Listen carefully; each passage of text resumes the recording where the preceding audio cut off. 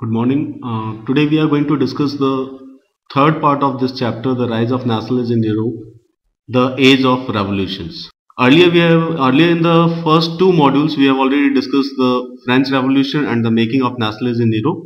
In this module I am going to discuss the age of revolutions. Let us recall the previous things. In the previous module we have discussed the three ideas through which the people of Europe tried to achieve the nationalism. The first one was liberal nationalism, then new conservatives, and finally came the revolution. If you remember, we have learnt about Joseph Mazzini, the greatest revolutionary in Europe, who tried to bring the revolution in Europe.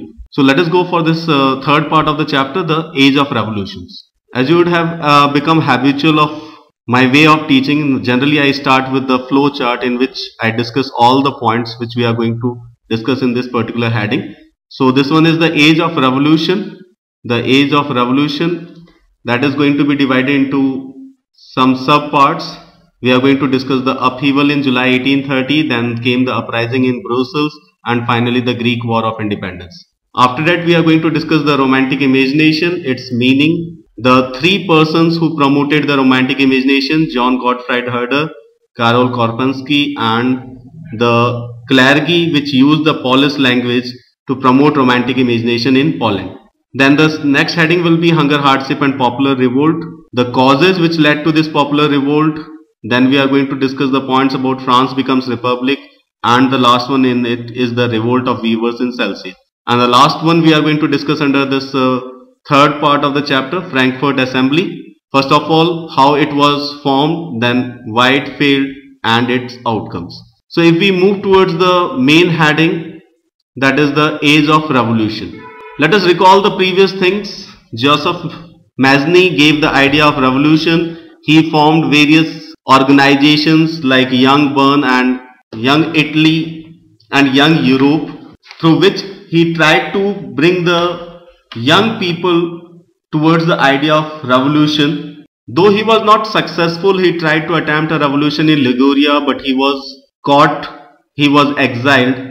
But the people got the idea, they were much enthralled by the idea. No, though not each and every person was getting interested in the revolution, but many people were still getting interest in the revolution.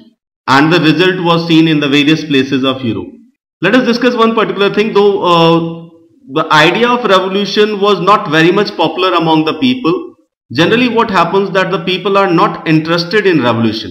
Generally the middle class and the common people, they take the despotism, take the autocratic government as a part of their fate, and they believe that if they will revolt against this particular government, the next one will come and they will continue the same tradition. So rather than going for the revolt, it's better continue your work and leave the things on the government itself. But there were some people who were influenced by the age of revolution, and we can see the outcomes also. For example, the first upheaval took place in France in July 1830. The Bourbon kings were overthrown. Now here I would like to explain the thing that if you remember, after the Treaty of Vienna, the Bourbon kings were re-established over the territories of France which were earlier ruled by Napoleon. But this time in the revolution, the Bourbon kings were overthrown and a constitutional monarchy was established under Louis Philippe. One more important statement in the book is given over here, and that is, when France sneezes, the rest of Europe catches cold. This can be an important statement which can be asked for the explanation. Let us again go for the statement, when France sneezes, the rest of Europe catches cold. We can have 3 or 4 examples. One example is over here only. When the people of France went against the Bourbon kings, they were overthrown. Immediately the revolution occurred in various parts of Europe. So generally it was a pattern that the things started from France and then it spread to the other parts of Europe.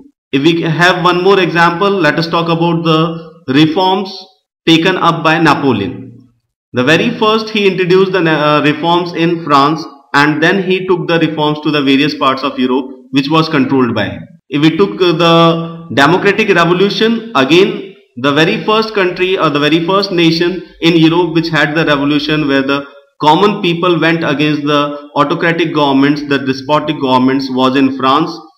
They pulled down the government, Louis XVI was guillotined, and a National Assembly was formed, a democratic government was formed. When this message spread to the other parts of Europe, in other parts of Europe also the democratic revolutions occurred. So these 2 or 3 incidents prove the statement that when France sneezes, the rest of Europe catches cold. So the same thing was happening over here. The first upheaval took place in France in July 1830.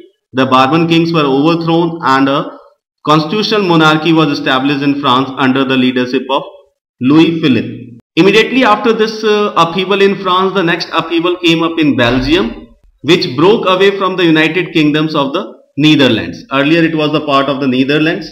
The people of Belgium, they revolted against the rule of Netherlands and they broke away from Netherlands.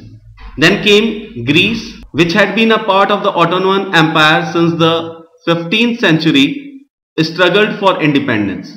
If you people remember, Greece is often termed as the cradle of civilization. One of the greatest empire in Europe is termed to be the Roman Empire, and that was in Greece only.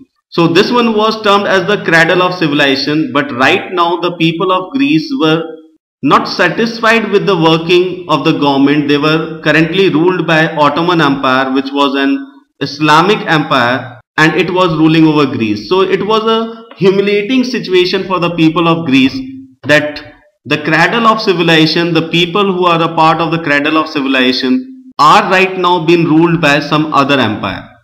So they struggled for independence. The middle class, the educated people tried to spread the idea of revolution among the common people. One of the leading character was Lord Byron, who organized funds. Lord Byron, who organized funds and went for the war, but unfortunately he was not successful in war. He died of malaria, but the war continued and it went into the favor of Greece, and finally the Treaty of Constantinople of 1832 recognized Greece as an independent nation. So the idea which was given by Joseph Mazzini, the idea of revolution, it occurred in near about 3 parts of Europe, France, Belgium and finally Greece, and went into the favor of the people. In France, constitutional monarchy was established, Belgium became independent from Netherlands, and finally Greece also became independent from Ottoman Empire. If we move towards the next heading, a very interesting heading, romantic imagination and national feeling. The romantic imagination and national feeling. Generally when I teach this particular heading in the class, people, the students, they are very much interested in this particular heading. The word itself attracts the students, that romantic imagination and in history, how it can be. So let us go for this particular heading, romantic imagination, and see how much romance it is going to create. Generally the people were not interested in revolution. If you will ask the common people, are you interested in revolution? Generally they will say no. Reason, in a revolution you have to go against the government, you have to wage a war against the government. As a result, it can be that people are going to lose their life. And generally we are not interested in war-like situation because everybody is in love with life. They don't want to die. So here also when we are talking about the revolution which was initiated by Joseph Mazzini and later on spread into the other parts of Europe, normal people or the common people was not much interested. So to unite these type of people, the romantic leaders came up and they gave the idea of romantic imagination. They wanted to create the national feeling through the idea of romantic imagination. Now what can be romantic imagination? It's a cultural movement which sought to develop a particular form of nationalist sentiment. It criticized the glorification of reason and science and focused instead on emotions, intuition and mystical feelings. The words are a bit heavy, but let me explain these things. The people who promoted the romantic imagination, they wanted to unite the people through the use of culture. The people are spread in various parts of the country, in the various parts of the state, but many of them follow a common culture. So if you use this culture to unite the people, obviously you can spread the idea of nationalism and the people will be interested also. Let us take one or two examples. If I take an example from India, you people would be knowing about the Ganpati festival, which is organized at a massive scale in Maharashtra and now throughout the country. Bal Gangadhar Tilak started this Ganpati festival in Maharashtra. He was an extremist. He wanted to spread the idea of nationalism throughout Maharashtra. But if he spread the idea to the common people in open, obviously the Britishers were going to arrest him. He will not be able to successfully generate his ideas towards the people or to spread his ideas towards the people. So he used this Ganpati festival in the name of Ganpati, in the name of God. 7 to 8 days, 7 to 8 days Mela was organized, big procession was held, many people used to come in the pandals in which the statue of Ganpati was installed, and when people are getting together, you can spread your ideas among them. And if you are doing this type of activity, obviously you are not coming into the limelight. You are spreading your idea, but the government is not going to know who is doing these things. So that was something romantic imagination. Use the culture to unite the people. We can have one more example. You would have read this poem, Khoob Ladi Mardani, wo to Jhansi wali Rani thi. And obviously this is a great inspiring poem. If I am somebody who is from Maharashtra or somebody who is from Tamil Nadu or somebody who is from Kerala, will not say that, okay, what's the matter? If she was from Jhansi, why we are getting inspired by her? The thing is that we were having the same type of problem. Even Rani Jhansi was getting affected because of the policies of the British, and we were also getting affected by the policy of the British. So when the problems were same, the remedy can be same. If she revolted, even we had to revolt. So that is something which is termed as romantic imagination. The three great leaders who promoted the romantic imagination, the first one was German philosopher John Gottfried Herder. He tried to discover culture among common people of Germany, the Das Volks, and he tried to promote the idea of nationalism through folk songs, folk poetry and folk dances. These are generally something in which the people are interested, and if you are going to use these for the promotion of nationalism, people will get attracted towards you. The next one was Karol Korpenski, who tried this thing in Poland. Karol Korpenski. He celebrated the national struggle through his operas and music. And finally, it is the case of the clergy in Poland, who began to use language as a weapon of national resistance. Poland this time was ruled by Russians, and the Russians tried their best to force the people of Poland to use the Russian language and to forget the Polish language.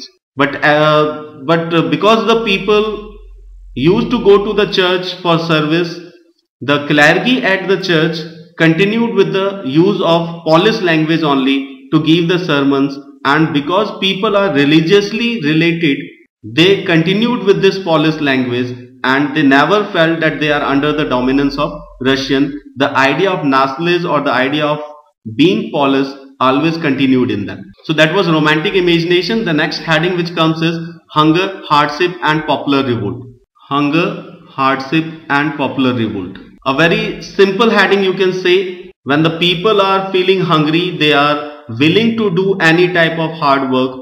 But if they are not going to have any type of work, if they are not getting food in spite of their all hard work, obviously they will not be satisfied with the way of the working of government, and it can be that they are going to revolt.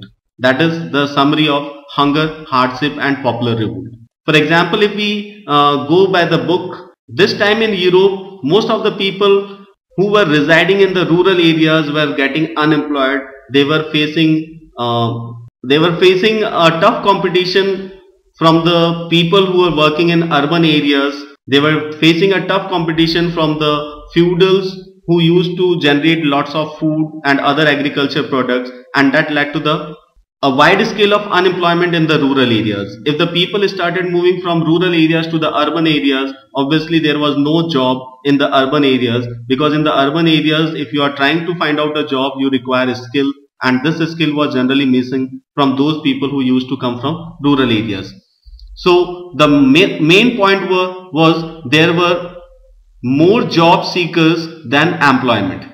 The rise of food prices or a year of bad harvest led to widespread pauperism in town and country. If people used to move towards the town, they were facing unemployment, but obviously you have to fulfill your needs, you have to get the food.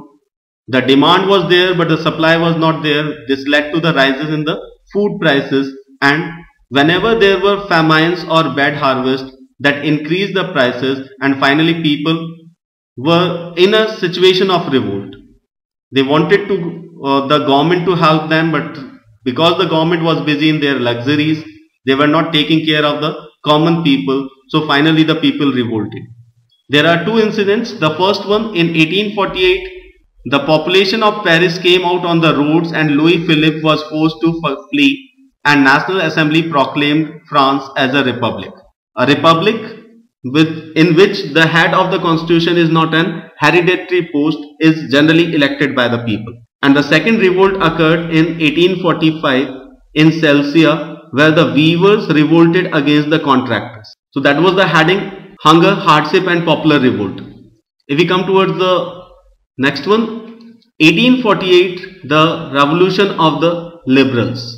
The liberals were somewhere inspired by the revolutionaries. They saw that the revolutionaries are working in various parts of Europe. In some areas they were achieving success, but the main thing was that they were not getting the support of the common people, because common people was not interested in revolution.